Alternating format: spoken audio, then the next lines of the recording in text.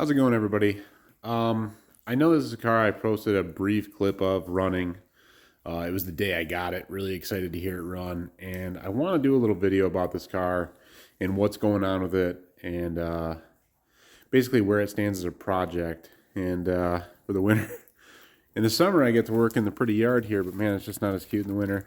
We moved here last year. I'm waiting to build a new garage. So we're working out of the barn. We had some concrete put in here to effectively make a little space.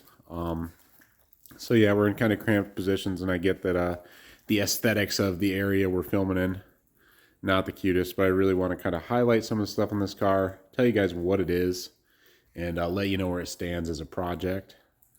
So I'm gonna highlight some of that stuff today. Okay, so I'm gonna give you the whole background on this car. Obviously, if you've watched my videos, you know I'm really into C4 Corvettes. My first Vet, 85 Tune Port Auto. Fantastic car. People think nothing of the Tune Ports, whatever. It was an awesome car. It was a great daily in the summer. Comfortable, torquey. You know, it was just a good driver, especially for the money. Then I had a 68 4-speed 327 car. Always wanted one. Cool. I can listen to all the great 60s music and enjoy it. But really, you know what? It's like driving a lowered pickup truck. The C3 was not for me. So we sold that and we got back into C4s. And I happened to have a friend of mine, Trevor, who has a Grand Sport. He convinced me to look for an LT4. So I did. And that is the other silver LT4, which I just sold on eBay. Great car, insane power, high 12-second quarter-mile capable. The best I ran was a 13.1 at 109, but the miles per hour tells me if I was any kind of a driver and I could cut a 60-foot, that thing will do 12s. Amazing car for the money. Amazing car. And then I found this one in one of the Corvette groups on Facebook. Guy was selling it. And I'm just going to give you all the numbers and be really transparent on this car. So what it is, it's a 96 Collector's Edition. It's an LT4. The car has 234,000 miles in the chassis. Crazy thing is, it is the paint, everything on the car is incredibly nice. Now, forgive me, it's not washed and detailed right now, and we're just working in the dumbest space possible. Super nice car, gorgeous, clean underneath, tight suspension. You'd never know it had 234,000 miles. Anyhow, so he posts that he's selling it. It's got these beautiful 17 by 11 ZR1 reps, front rear square, with new Toyo Extenza 315 3517s front and rear. So I'm thinking, wow, this thing is a corner carver. This is going to be a blast. My Z51 was 275 square. That thing handled on rails. I can't imagine another, 40 millimeters of tire. I mean, you're talking, inch and a quarter, inch and a half.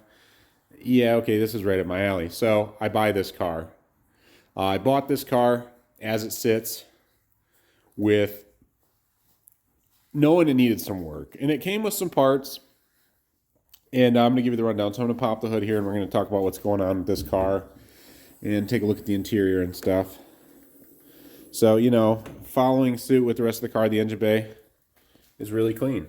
You know, it looks good. You'd never know this car had 234,000 miles in the chassis. It's got a Procharger, obviously. It's a P1SC. I don't know for certain, but I know that these things for the LT4 kits usually run 7 pounds a boost or so because of the compression in the LT4, 10.8 to 1. It does have long tube headers. It's got 60-pound injectors, obviously, to feed the Procharger. It's still running the PCM. It does have a PCM for less sticker on it, so that's likely who fine-tuned the scenario. It is an intercooled kit. That's obviously the intercooler for the supercharger. Like I said, I mean, it's got Bilsteins on it. It drives great. I drove the car a little bit, but I bought it knowing it had low oil pressure, so it would be a project. The beauty of that is there's a lot here to work with. The car's clean. It's a good-looking car. It's everything I wanted in a C4. Some assembly required. It did come with some fun stuff. It came with there's not much to see here, but what this is a Golin. If you're familiar with them, they do a lot of Gen 2 LT stuff. This is a short block from Golin. It's a 383 stroker. I've got the paperwork on it. It's fully forged. rated for 750 horsepower. These are $4,000 short blocks. I've got the receipt. It was 35 and change with a customer supplied forged crank. It's built to handle all the boost, way more boost than this thing's probably going to put out. This car currently has an LT4 hot cam, the supercharger, and obviously the upgraded fuel system. It's still stock rear gears. Obviously it's a ZF 6-speed, all LT4s were. So, you know, they advertise a 50% basically horsepower gain. So you're talking, if that's true, you know, near a 500 horsepower car with the LT4 cam and stuff. And I did drive it once. The oil pressure's up at cold. It drops warm. I drove it once. I could believe it was 500 at the flywheel. I could. Yeah, it was pretty crazy. And I only drove it knowing that I had a short block. So I drove it once, and, you know, I could start it and move it around as minimally as possible. Obviously, I pretty much put it in the garage and left it. Planning on doing the short block. The reality is, I'm just going to admit it, and I know on the internet no one wants to swallow their pride, but I will. I bit off more than I can chew on this thing. If I'm going to do this job, I'm going to end up paying someone to do it. I mean, I'm just never going to make time, because as you may know, if you watch my videos, I just picked up my dream 3800 supercharged swap 88 Fiero. It needs aesthetics, needs some interior stuff. You can see up here, the exposed fiberglass, the paintwork that needs to be done around here. The rest of the outside's immaculate for the most part, but it needs interior refurb. And I know I've covered some of this in the other video, but you can see the steering wheel. I want to get all these LED lights swapped out of here. I mean, this car really needs to be buttoned up. I've got a guy across the state. He's going to rebuild the suspension on the car for me. He's a Fiero guy. He's got a shop. I think it's two-seat garage or two-door garage, two-seat garage over in Homer, Michigan. And he's kind of the guy. So we're going to go full poly. We're going to rebuild the suspension, new struts, really tighten that thing up. I want it to handle on rails. I want it to be a corner carver. I want it to drive like it should. So obviously you can hear from my passion, my focus is really on this Fiero right now. And I am not a person who has enough expendable liquid to really take on two cars right now. I mean, especially thinking, you know, at least this one's a driver right now. I can drive it if it was nicer out. This one needs work immediately to be used. And so I bought this car as is for $11,000. And I've got the conversations, everything else to prove it. And Kyle, the previous owner, you know, he had a lot of good info on the car. When I bought it from him, information from previous owners, how it had spent its life in Texas and moved from here to there. The Procharger was installed sometime after 200,000 miles from the records he had, which, for one, can we take a minute and say LOL to someone who was a supercharger on a 200,000 mile car? But, you know, it is what it is. So, yeah, so what it is, it starts and runs. I'm not going to start it right now. If someone's interested, I could send them a video of me starting it up. I really don't want to run it excessively. Obviously, I don't want to do any damage further. I mean, even though I've got a new short block, I just don't see the point in flowing any fluids around in this thing in the state that it's in. So, you know, the Procharger kit for these cars is about $6,600 if you shop around. The P1SC kit, I mean, it's still widely available for the LT4. The short block, I've got receipts for that with the customer supplied forged crank, forged rods, forged pistons, everything. That I've got receipts for that for $3,600. So just between the supercharger and the short block, I mean, you're talking 10 grand in parts, you know, which, whatever that means. Now, in the back of the car, let me open this up. We'll go around the front here. And pop the hatch, I should say. If I can get in here. It's a little tight. If I'm honest, just a little tight.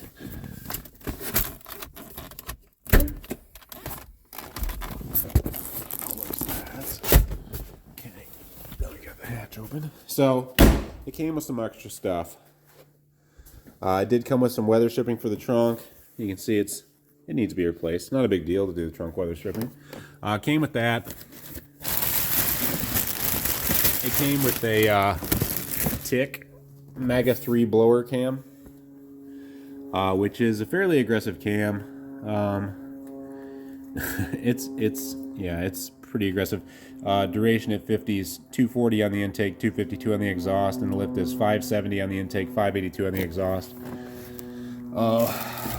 So that was obviously for the new build to put in the short block. There's some ARP hardware. Obviously there's some gaskets. I've got head gaskets here from Comedic. Pretty much all the gaskets required to put this thing back together, as well as new valve springs from Tick to support the increased lift. Some other odds and ends here. Forgive my fumbling.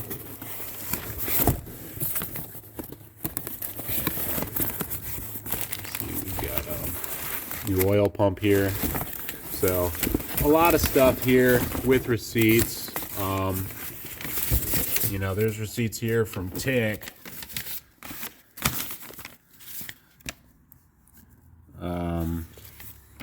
Somewhere I've got the actual paperwork. I mean, it's parts totaling around, I think, $2,000 from Tick. I'll have to dig up those receipts, but I have them in the house. Anyhow, what I've decided is to just eat it on this car. It shows fantastic. I mean, the interior even is, the lighting is so poor. If anyone's interested, I can get them better interior pictures. I've got it Grandpa Gust up right now. The only minor flaws in the interior, I'll show you, which might be better seen on the passenger side, is, well, we can see a little better over here. It's a gray interior car. This panel here, slightly detached here. Okay, it needs to be resecured, and I didn't want to do it in a half-ass fashion, so I've just left it sitting there. Of course, you can push it all the way back into place. If I was a real turd, I could super glue it and not say anything, but I don't really want to do that. The transmission shift's nice in this car. Like I said, the interior overall is pretty clean. It's missing the cup holder lid. There was a hole here for something drilled. These panels are still available. The lumbar on the car, everything seems to work. It does have a service engine light on, and the ASR, which is, you know, the traction control stuff, the light's on for that. Now, he told me when he went to reseal the headers, he disconnected the ASR after that. He got codes. So yeah, you know, there's a few issues with the car, but the bones are good. So, like I said, I paid $11 for this car. I can provide support to show you guys that. And I'd let it go for $9. Now, to some people who really aren't into C4s, maybe that sounds crazy. I'm not sure, but you're talking the sum of the parts here. If you were to buy a supercharger in the short block, you know, you're at 10 grand, and you get the car, you know, for free. You know, you basically get the supercharger in the short block for $1,000 off. You get a free car. You got the ZF6. You got the brand new tires. You know, these wheels, I think they're about $200 a piece. The tires are probably $200 a piece. So you're talking $1,600 in wheels and tires. And I've thought about it, and obviously I could part the car out, but that's crazy. It's just too clean. I could part it out and get my money, but I really don't want to do that. And I'm not really hurting for the money per se. I could definitely use it. We always could, but I don't see myself getting to this thing even next year. I'm gonna be really focused on the Fiero. Again, I've had LT4s. I've had cars like this. My dream is always to have a 500 wheel horsepower car. This car with the Gallon 383, that Tick Mega 3 crazy cam, and even 8 pounds of boost with the factory LT4 top end. I mean, this might sound optimistic, but I don't know. There's a popular book of hot rodding LT1s and LT4s. There's similar builds in there, and they're making to the tune of, believe it or not, 580 horsepower at the crank, which would equate to damn near a 500 wheel horsepower car, which has always been a dream of mine. I know in this world of internet, everybody has 500, 600, 700 wheel. To me, 500 wheels is still a big number. That's enough for this car to trap, you know, into the 120s. And with the wheels and tires on this thing and as tight as it is, it would just be a hell of a blast. And with the built Gallon short block, there'd be nothing to worry about in terms of reliability. I even thought about putting a torque head on it, spending the $2,000 if you're not familiar, and go into the modern LS PCM with coil on plug, which would be the really awesome way to do this build. But otherwise, you can still get a lot of tuning support from PCMforless.com. I have no affiliation with them. It's just who my other C4s and stuff have been tuned by, and they've done great work. So, you know, it's even got fresh drilled and slotted rotors. I mean, nothing on this car really needs attention other than the engine. It does have muffler deletes. Like I said, there's another video on the channel if you're interested to hear it. It sounds good. It sounds nasty under throttle. I mean, completed, this car would be a sleeper. A badass sleeper for $9,000. If you're handy and you can do the work yourself, you know, you might spend you can always figure another $1,000 or even $1,500 in fluids and BS to do a motor swap. But all the gaskets and stuff are here. You know, you might get the heads gone through, but I've got new springs. You might spend $500 there. So yeah, you might spend $1,500 to get this thing together. But for $10,500 in your labor, you're gonna have an 11-second car that'll trap in the 120s. I mean, if you can even hook, and it'll just be a blast. So yeah, I'm making this video. I'm throwing it out there to see if anyone's interested. Originally, I was just going to try to get my 11 back or sit on it until I could get it done. Put quotes out to local shops to see what it'd cost to complete. But if there's a DI guy watching, and I might spread this thing around a little bit and show this video to some groups. If anyone's watching that's interested in a really fun project with a lot of potential and has the skills to pull this motor and swap the short block, you would have the nastiest car for, you know, your initial investment of $9,000 plus maybe $1,500.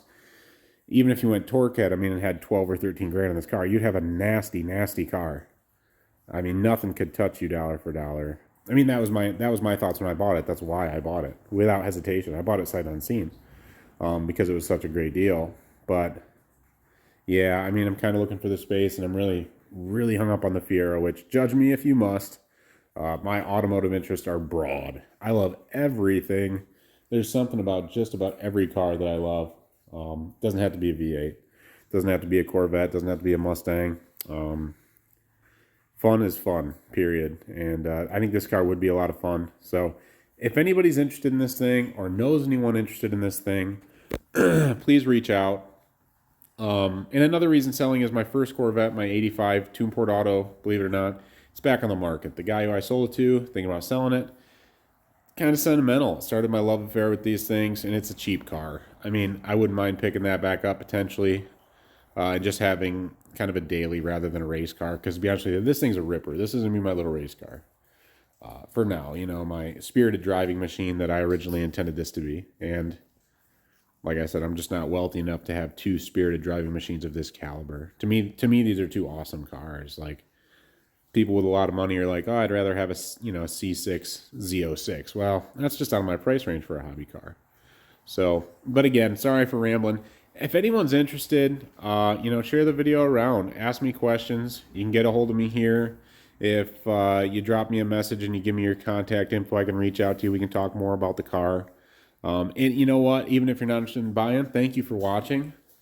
I appreciate it. I really enjoy sharing my automotive pain and joy, both equally, with other people. I love the comments. It's a lot of fun seeing what other people think about some of the other cars I've had on here. And, you know, getting this car out of the way and kind of just forgetting about two projects, it's going to also put me in a position to maybe get some other fun stuff to show you guys. So, yeah, if you know anyone looking, like I said, if you want to build a 500 wheel horsepower car for under 12 grand, basically all in, I've got the car here. So if anyone's interested, let me know. And if not, again, thank you very much for watching. Have a good day.